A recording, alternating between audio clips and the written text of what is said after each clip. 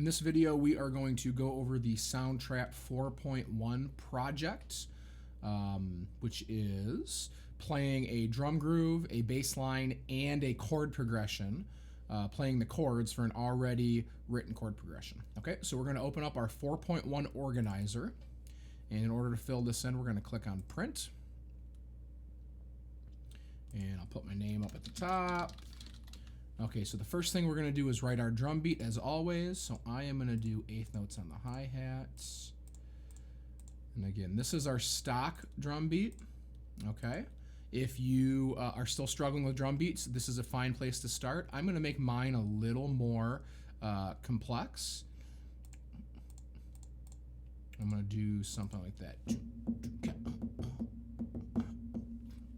going to actually go there. Okay, so I have a little more complicated kick pattern in mind. This is okay, so is the simple one, okay? So now we need to fill out a bass line. The directions say to create a chord progression and write a bass line with at least one octave leap and leading tone. You can forget this last part, okay? We won't worry about a octave leap or a leading tone, okay? So the 4 chord, again, we're in the key of C, so the 4 chord is F major, okay? So my bass note's gonna be F, and I am going to have my bass play with, I want to have it play less than my kick. So let's see, we're going to do 1 and then the and of 3. So we got boom, boom. Actually, I don't like that. I'm actually going to have it play with the first 4 notes. So I'm going to have boom, boom, boom, boom, boom. I like that better, okay? I'm actually going to make these all nice and short. Okay, our 5 chord is G major, so I'm going to do the same thing here. And obviously your rhythm will look different depending on what your kick pattern is.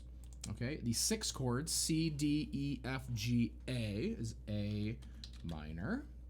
So we're going to go A1, A1, A1, and A1. And then we're going to do a 6 chord again. We're going to do 2 6s in a row.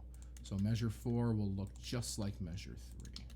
Okay, there we go. Okay, so there is my drum pattern and my chord progression bass line.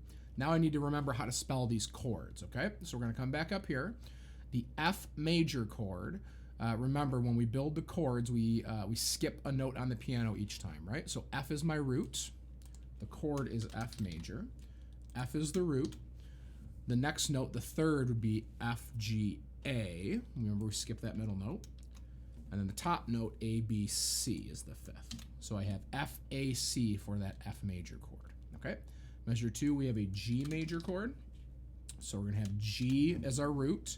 Our third, G, A, B. And our 5th, B, C, D. Okay, so a G, B, D chord for our 5 chord. And then our last 2 chords are gonna be the same. They're both gonna be A minor. And let's see, A is our root, A, B, C, and then C, D, E. So we're gonna have A, C, and E. Okay, so when I'm done, I should have a drum groove. And again, yours might look different than mine, that's okay. We're gonna have our bass line to match our 4, 5, 6, 6 progression.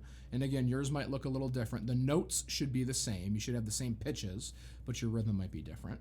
And then we're going to spell those 3 different triads with that A minor happening twice. Yours should look exactly like mine looks down here.